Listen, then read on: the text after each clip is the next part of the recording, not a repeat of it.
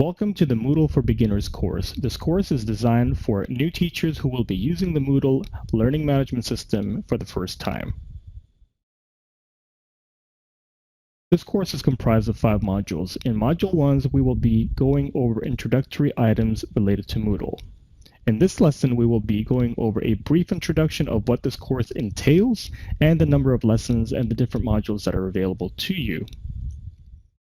In lesson number 2, we were going to be talking about how to get started and some of the prerequisites that are required in order for you to be able to teach online.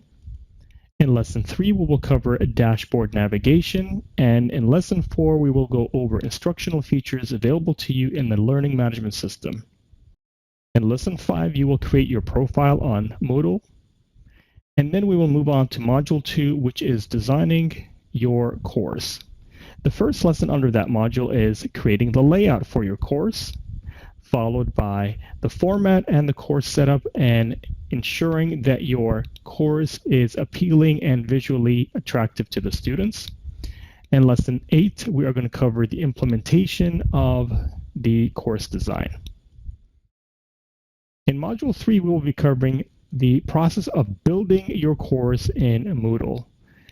Lesson 9 under that module includes uploading course materials, posting links, embedding videos, creating discussion forums, creating an assignment, and creating a rubric and a quiz.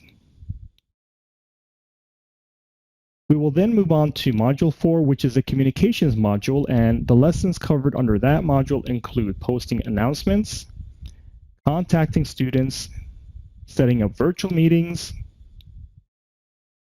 and that would lead us to module 5, which is the final module in this course, and that is the Gradebook Management module.